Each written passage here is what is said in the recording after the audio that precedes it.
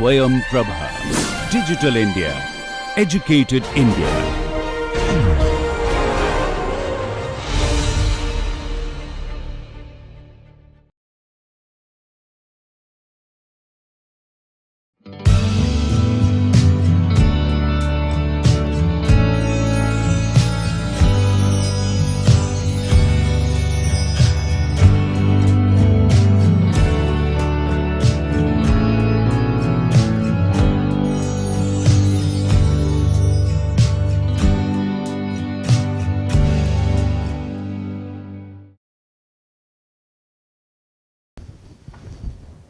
Welcome to the class. In last class we had seen that the Rankine cycle, how does it operate, and then what are the components of Rankine cycle, what are the processes which comprise a Rankine cycle, and which are the components which execute those processes, which are the things which would be known to us in the different corners of the Rankine cycle.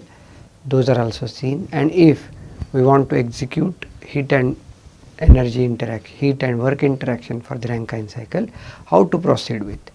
Then we had also seen that how to look into the steam table and find out different enthalpies or entropies whatsoever they are required for us.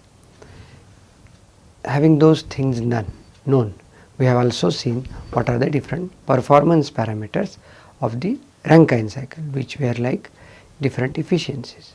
Now we are going to go ahead and see what are the other factors which would be dealing with steam power cycles. So the first thing what we would be discussing today is mean temperature of heat addition. Here we know that our Rankine cycle is comprised of 4 processes, in which process 2 to 3 is heat addition process at constant pressure. But the process 2 to 3 has pressure to be constant, but temperature is expected to vary in this manner, as this heat addition, as we have seen, is done in economizer.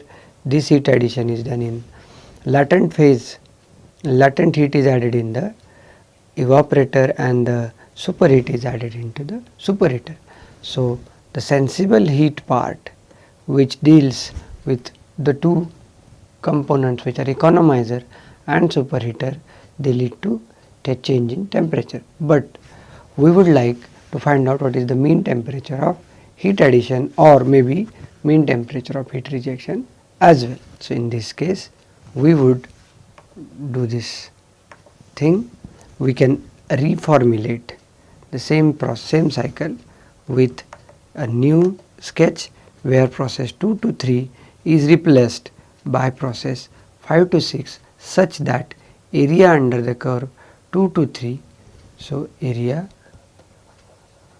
under the curve 2 to 3 process is equal to area under the curve 5 to 6.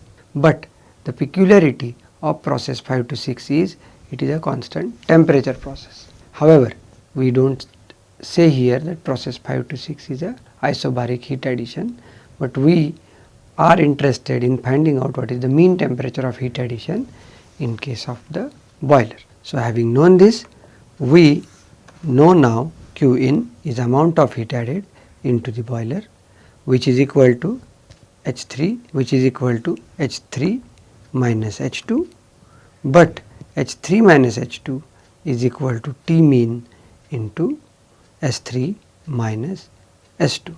Basically this is the constant temperature.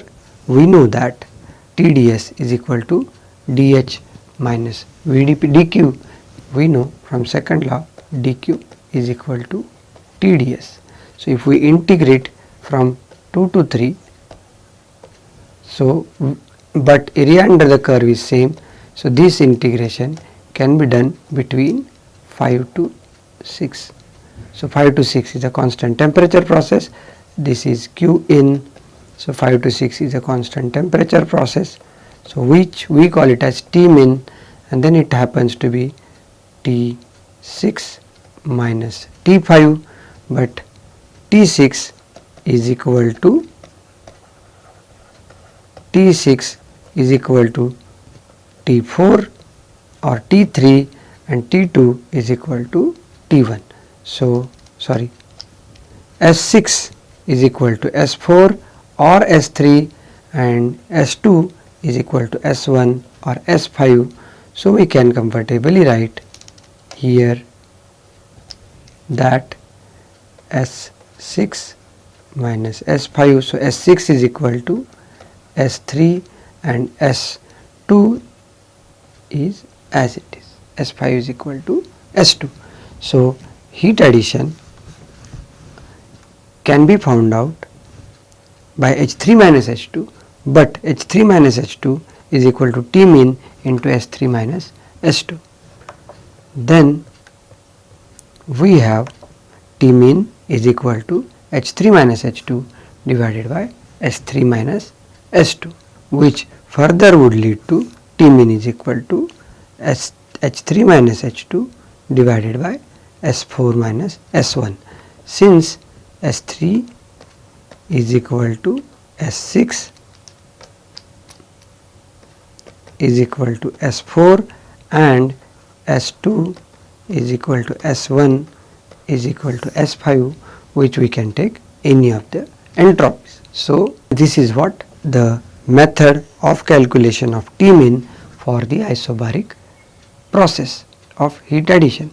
Parallelly, if I am interested in finding out what is the mean temperature of heat rejection, but then finding out that is not that difficult, since in the process 4:1, although we say that it's an isobaric process, but this process is a phase change process, so their temperature is also constant. So we actually have temperature constant in this process. So mean temperature of heat rejection, T mean rejection is equal to T4 is equal to T1. So that is not that difficult to find out. If this process would have variation of temperature, then we would have evaluated it by the same method as what we did for the temperature addition process, heat addition process. Then we are talking about, now till time we were discussing about Rankine cycle, which is an ideal cycle where all the components behaved as the ideal components where there are no losses. But now we might encounter with the losses in the different components of Rankine cycle. Here let us consider the irreversibility, which is of internal kind. We mean internal irreversibility means the flow which is passing through the different components encounters the loss while flowing into the circuit of the Rankine cycle. So losses due to heat transfer are negligible into the pump and turbine, because the process which is getting executed in pump and turbine is isentropic expansion in the turbine and isentropic compression in the pump. The process being isentropic, it is very fast, it is adiabatic, it is as well reversible. That is what our expectation is. The loss in this process, which is 1 to 2 dash or 3 to 4 or in the pump or in the turbine, takes place so rapidly such that there is no much chance for heat to be getting lost or heat interaction with the surrounding for the working medium. So we expect that the losses due to heat transfer are negligible in the pumps and in the turbines, but the major loss is loss due to friction. So frictional losses are important into the turbine and pump. So we have to find out what is the efficiency of turbine. So turbine efficiency or isentropic efficiency of a turbine is defined as actual work output of the turbine divided by ideal work output of the turbine. We know that turbine is a work producing machine, so actually it would produce lesser work than the ideal case or than the required. Hence, in the case of Rankine cycle, or here we would have come isentropically down from 3 to 4 dash when we are talking about ideal process of expansion, isentropic expansion, but instead of coming straight, in the process, we would come by an unknown path but reach to point 4, and that path being unknown and irreversible, we are showing it by a dotted line. So ideally we have got expansion from 3 to 4, ideally we had got expansion from 3 to 4 dash. So efficiency of the turbine is actual work, which is H3 minus H4 divided by ideal work, which is H3 minus H4 dash. Then we have pump work. In case of pump as well, we expect to go straight up as what expected from 1 to 2 dash, but we encounter frictional loss in the pump, and then the process in reality would lead to point 2 instead of 2 dash. So here we know that pump is a work absorbing machine. It being an absorbing machine, ideally it would absorb less work, but actually it would absorb more work. So pump efficiency is defined as ideal work input divided by actual pump work input. Therefore, in the present case, we have pump efficiency is equal to H2 dash minus H1 divided by H2 minus H1. So these two efficiencies are very much required when we are dealing with turbines or pump or maybe compressors when they are not ideal. Further, there will be loss due to the piping system where pressure loss is taken place due in the pump exit, boiler exit and turbine entry. We expect the process 2 to 3 to be isobaric process, but in the case where we are having different pipings and further there is frictional loss, the pressure in this circuit gets decreased. So we expect that there is 2 pressure at the entry to the boiler or steam generator, which is at the exit to the pump, but we get different pressure at the exit of the boiler, and then further we get different pressure at the entry to the turbine. So the 3 entities which expected to have pump exit, boiler completely and turbine inlet, which was expected to have same pressure, due to pressure loss in friction or due to piping, they encounter loss in head. But then there is external irreversibility also along with internal irreversibility. When we say that there is external irreversibility, we mean that we are talking about the surrounding which is supplying the heat or which is losing the heat to the working medium, which is steam. Parallelly, if we see the steam generator, then typical circuit in the steam generator is like this, which we are going to see elaborate in the class of the steam generator.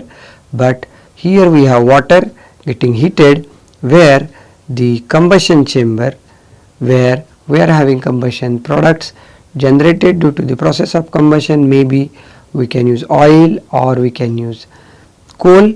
Those gases of combustion would pass over the tubes which are having the water.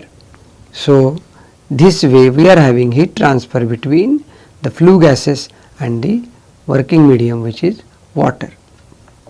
Otherwise also we would have water stored in a tank, and then the hot coal would get burnt, and then the flue gases would get transferred through the tubes, and in this process they would lose their heat to the water, which would get converted into the steam, and further steam would be passed to the turbine. This is the case for the boiler. Further, in case of condenser, we expect that steam would enter into the condenser, then there will be coolant in, which is a coolant generally, as I said, it is natural resources which are used for the process of condensation. So water from river or ocean would be used here, and then that water would take the heat from the steam which is entering into the condenser. Water will get heated in this process, So this is a coolant which is hot now at the exit of the condenser, but steam which is entering into the condenser would get condensed to the liquid at the outlet. So there is heat transfer between coolant water and steam. There is heat transfer between combustion products and liquid water or water in principle in two phase. So we expect that the process 2 to 3 is heat addition process into the steam generator or boiler, but for that heat addition we expect that there is the flue gas which is passing on TS diagram like this in a process ADCB, process A, D, C, B is for gases, and process 2, 2S1, 2SV and 3 is for water. So water will get heated in this phase and then flue gases will get cold or become colder in this process. So the temperature difference between these two entities, flue gas and the steam, is leading to irreversibilities, and these are called as external irreversibilities. Further, there would be external irreversibility in the condenser also. We have the condensation process between 4 to 1. 4 is the entry to the condenser for the steam and 1 is the exit to the condenser for the water. This condensation would take place with liquid water from the natural resource, which will get heated from E to F. But the major point to be remembered over here, that one entity which is steam is changing its phase from 4 to 1. So whether the flow of water is in the direction or parallel to the steam or water is not going to affect the amount of heat transfer or the irreversibility which are incurred in the process of condensation. So this part which is a condenser has less amount of improvisation chance for the external irreversibilities, but this part which is the external irreversibility dominant part, which is a boiler part, has lot of scope for improvisation to remove or reduce the external irreversibilities. Then, as we said, that we have flue gases which are going to warm or which are going to heat the water into the steam generator. Then these flue gases would get cold or would become cooler or which will get cooled in the process ADCB, and water would get heated in the process 2 to 3. Temperature difference between flue gases and water leads to irreversibility in the heat transfer process, as what we have discussed earlier. We know that any process would be reversible when there are less and less amount of gradient, or rather practically when there are gradients are 0, processes are reversible. But if this big temperature gradient exists between system and surrounding, then process would be irreversible. So the minimum temperature difference is noted at 2 points. This point is minimum temperature difference point, and this point is also a second minimum temperature difference point, and these points where minimum temperature difference between the flue gas and the steam is encountered is called as pinch point temperature difference. Pinch point temperature difference. So it is the minimum difference between the working medium and the flue gases. Pinch point difference actually should be as minimum as possible, such that we can reduce the irreversibilities which are there in the process of heat transfer. If we want to reduce the irreversibilities, we have to reduce the pinch point temperature difference, but we know that heat transfer is dependent upon temperature difference, but along with that it is also dependent upon surface area. But we want certain amount of heat to be transferred from the flue gas to the water. So we expect H3 minus H2 is amount of heat which needs to be transferred from flue gas to the water. but for that amount of heat to be transferred, we need that strong temperature gradient, or we need very large surface area. So in order to have pinch point difference lower, we have to increase surface area. So here optimum pinch point temperature difference is based upon the cost effectiveness of the user of the plant or designer. So cooling water case, as we discussed, it is not going to alter any change in irreversibility, since one of the materials is undergoing the phase change. So the temperature difference between the condenser gas, condenser steam or water, and the water which is the coolant is not going to decide the irreversibility which is encountered in the process of condensation. So at gross there are external irreversibilities like internal irreversibilities, and we have to work towards reduction of internal and external irreversibilities. Internal irreversibilities, as we have discussed, they are mainly due to friction and making the passages very smooth. We can reduce the internal irreversibility. Similarly, external irreversibility can be reduced if we can reduce the temperature difference between the flue gases and the steam which is passing through the steam generator. Then there are other performance parameters for the steam power plant. Thermal efficiency is basically not the only performance parameter upon which steam power plant is judged. So the other performance parameter is called as work ratio. Work ratio here is defined as WT minus WP divided by WT. So WT minus WP is the net work and WT is the turbine work. So net work upon turbine work is the work ratio. Now let us see significance of this term, which is called as work ratio. Consider that there are two cycles, cycle 1 and cycle 2. In case of cycle 1 and cycle 2, initially let us consider that both the cycles are ideal. So cycle 1 can be one ideal cycle, cycle 2 can be other ideal cycle. Here in this cycle, Q in is amount of heat added, and it is same for both the cycles, but WT in one cycle we get 100 unit of turbine work, but in other cycle we get 40 units of turbine work. Let us consider that the pump work for one cycle is 61, but for the other cycle is further small and it is 1. So till this point we have assumed Q1, we have assumed WT, we have assumed WP. So WT minus WP is net work. So we see that net work is same in cycle 1 and in cycle 2. So we can see that efficiency is also same, where efficiency is defined as net work upon Q in.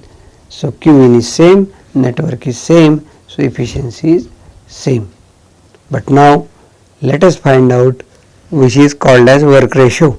This work ratio is defined as W net upon WT. We have seen that W net is 39, WT is 61, so 39 upon 61 leads to 0.390 work ratio for cycle 1, but very high work ratio for cycle 2, which is 0.975. But this was all for the ideal cycle. Let us consider the same two cycles, cycle 1 and cycle 2, with 90% efficiency of the components, and major components as what we say as turbine and pump.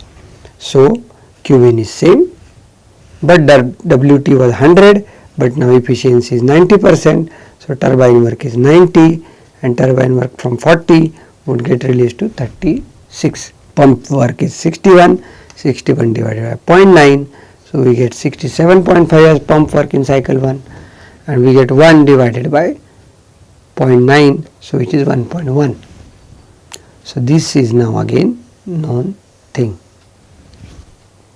Here onwards, WT minus WP is net work, which is here, and we have net work as this much in cycle 2. Then W net upon Q in is efficiency of cycle 1, This is efficiency of cycle 2. But then we can as well calculate work ratio. The major points to be noted over here. We get 43% decrement in efficiency for cycle 1 and 10% for cycle 2.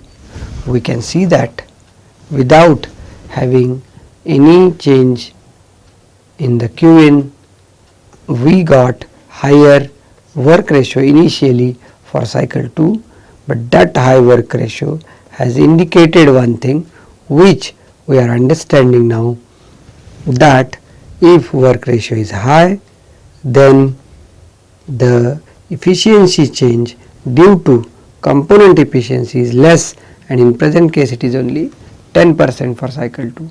But in case of cycle 1 there is lot of change in efficiency and it is 43%.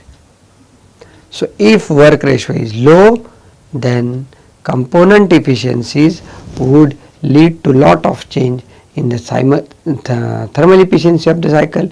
But if work ratio is high, then we don't have to worry too much. That will not alter the efficiency of the cycle. There is 37% decrement in work ratio, but 0.6% decrement in work ratio for cycle 2. So this is what the indication, what work ratio gives us. Therefore, one should choose a cycle, thermodynamic cycle, which has less sensitivity to the component efficiencies, and desired value of work ratio is as high as possible.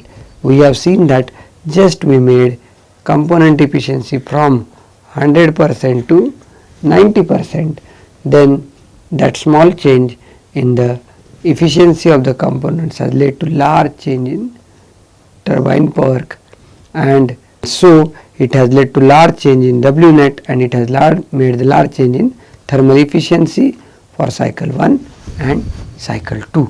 So what we expect is to use a thermodynamic cycle which has higher work ratio. We use any cycle which has higher thermal efficiency, since it can utilize the available Q in effectively and produces maximum network. But this is not the sole method to compare one cycle with the other. In that, we have seen that work ratio is another parameter which is very important, since it tells us that what is the life cycle of the component, or till what time we have to continue with the existing component. So work ratio gives a light upon effectiveness, or how much would be the change in efficiency if we have certain amount of change in the component efficiencies. So if system is more reliable upon component efficiency, then in that case we have to use higher work ratio cycle. So there is other performance parameter. So if there are two cycles which are getting compared with each other, then we have following things which are important to be used to compare two cycles of different power plants, and one such is called as specific steam consumption or steam rate. So this steam rate is defined as the 1 upon W net, amount of steam required to produce unit amount of work. So if we multiply that unit by 3600, then it turns out to be kg per kilowatt hour. So 1 upon W net is specific steam consumption, and 3600 by W net is again specific steam consumption, but with different unit, which is kg per kilowatt hour, and in one case unit is kg per kilowatt. So this is the other performance parameter which is called as specific steam consumption or steam rate. The other performance parameter is called as heat rate. It is defined as amount of heat required to produce unit amount of net work. So amount of heat input divided by net work is practically 1 upon efficiency. Specific steam consumption actually tells us about how much steam is required to produce the given work output, and if specific steam consumption is high, means we need a bigger boiler. If specific steam consumption is low, means we need a smaller boiler for storage or generating the steam. Similarly, if heat rate is higher, that means combustion of the fuel is of not good quality, and then heat rate means we are having amount of heat to be higher if we are getting same amount of work from other cycle. So this is how much amount of coal, oil to be burned to generate certain amount of power, that is what heat rate is. What is the amount of steam which need to be supplied to the turbine to produce work is called a specific steam consumption. Now we are seeing what do we mean by Carnot cycle. We had already seen that there is Rankine cycle, and in Rankine cycle there are 4 processes. Now we are going to see that in the steam cycle we can as well consider Carnot cycle. Here the major thing to be noted is that pump in the Rankine cycle is getting replaced by compressor, since as what we can see, the steam which is at the entry to the steam generator is wet steam. Since this steam is wet, we cannot use pump to pump the liquid from 1 to 2 point. So therefore, since we cannot use pump, or it is unlikely to use pump since we have to handle 2-phase mixture, so process 2 to 3 will be governed in generally by compressor. So we have compressor instead of pump, then we have heat addition, then we have expansion, and then we have condensation. Rest of the processes are as it is. This is HS diagram for same Carnot cycle. Here we can observe a thing that the turbine work over here is huge as compared to the pump work. So turbine work is large, pump work is very less in case of our Rankine cycle. But when we are working with Carnot cycle, as what we are saying here, that we are working with Carnot cycle. So since our objective is to study for Carnot cycle in this slide we can say that we can see that this is the turbine work and this is the compressor work. So the compressor work and turbine work, they are having comparable amounts, but in case of Rankine cycle we have large turbine work and small compressor work or pump work. So this is the composition of Carnot cycle, which again comprised of compressor, boiler, turbine and condenser. Process 1 to 2 is in the compressor, process 2 to 3 is in the boiler, process 3 to 4 is in the turbine. So this is typical Carnot cycle. Now we will solve an example of Carnot cycle. Here example states that calculate heat and work transfer in different processes of Carnot cycle if it operates between 30 bar and 0.04 bar pressures. Okay. Also calculate specific steam consumption and work ratio. Consider all the processes to be ideal. So here what is the given thing to us? We are said that the pressure of the boiler is 30 bar. We are said that pressure of the condenser is 0.04 bar. So these two pressures are given to us. So ultimately for us it is given that P2 is equal to P3 is equal to 30 bar, and then we can make use of steam table over here, since we know that we are working with Carnot cycle, and that's why Carnot cycle has 4 processes, which are the processes as isentropic compression, constant temperature heat addition, constant isentropic expansion and constant temperature heat rejection. These are the 4 processes of Carnot cycle, and to execute those 4 processes which are which are there in the Carnot cycle, we cannot come out of the steam dome. We have to remain inside the dome to execute the processes which are comprising the Carnot cycle. So here we have point 2, and this point 2 has to be on the saturation line. Similarly, point 3 has to be on the saturation line. Then only process 2 to 3 will become isothermal process. Otherwise, as what we have seen in case of Rankine cycle, process 2 to 3 is constant pressure process, but in which there is a chance that temperature would change. That's why point 2 is known to us, point 3 is also known to us. So point 2 and point 3 temperatures are found out from steam table as saturation temperature, and that turns out to be corresponding to 30 bar, it is 507 Kelvin. Then we can equally find out from the steam table what is the enthalpy at point 2, which is the liquid saturation enthalpy, and that is for 30 bar it is 1008 kilojoule per kg.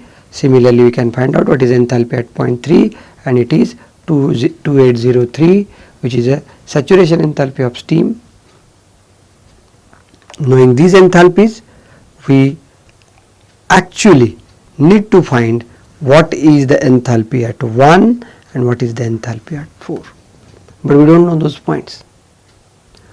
But we know one thing, that they are somewhere on this line, and we know further that they are exactly the intersection with two vertical lines. So S2 is equal to S1 is known to us, and we as well know S3 is equal to S4, since process 1 to 2 and process 3 to 4 are isentropic processes. So for that all sake, what we can do is we can go to the steam table and find out what is entropy corresponding to liquid saturation point and what is entropy corresponding steam saturation point, dry saturation point of the steam.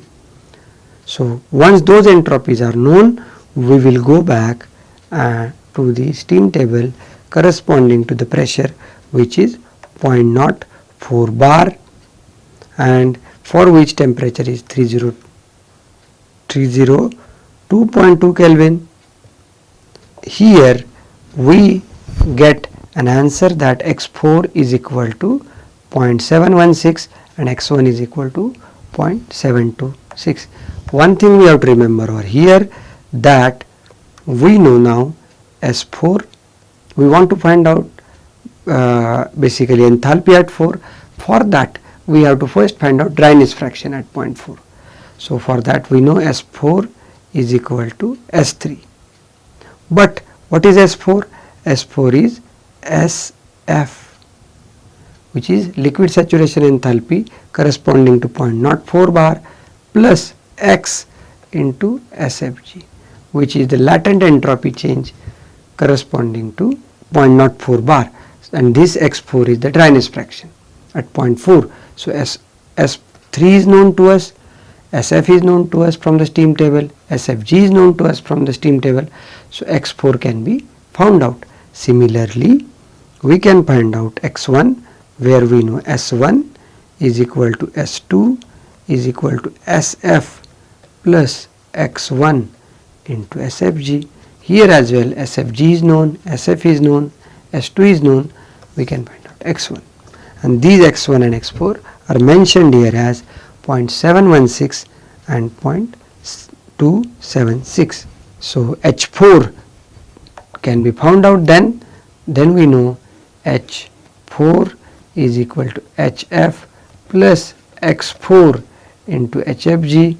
Here HFG is given in the steam table, HF is given in the steam table, where HF is the liquid saturation enthalpy corresponding to, we can find out H4 by writing HF plus X4 into HFG, where HF is the liquid saturation enthalpy corresponding to 0.04 bar condenser pressure, and HFG is the latent enthalpy or latent heat corresponding to 0.04 bar saturation pressure. Then we can know H4.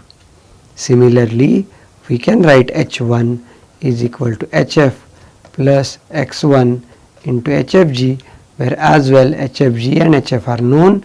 X1 has been calculated, so we know H1. So H1 and H4 are thus calculated. Knowing those, we can find out turbine work. We know turbine work is H3 minus H4, and that is 940 kilojoule per kg. We know compressor work is H2 minus H1, that is 215 kilojoule per kg. Then we can find out W net, and W net is WT minus WC, turbine work minus compressor work, and it turns out to be 725 kilojoule per kg. So further we can find out Q in.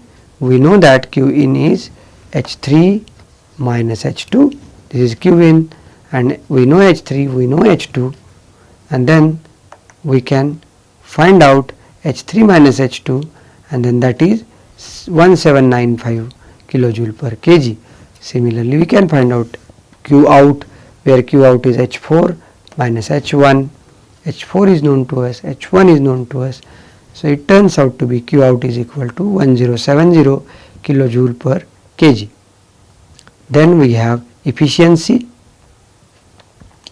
and that efficiency is W net upon Q in, and then W net upon Q in turns out to be 40.4% for the present Carnot cycle, and work ratio is 0.771. This is the example for the Carnot cycle.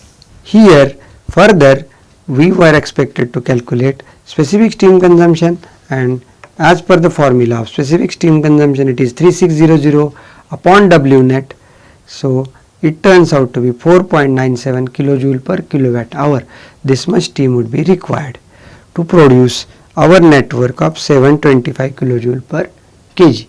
This is how we can make use of steam table to find out or to evaluate an example which would be given to us. And this was the illustration for finding out the performance parameters or work and heat interaction parameters for the Carnot cycle. We will see rest of the things in the next class. Thank you.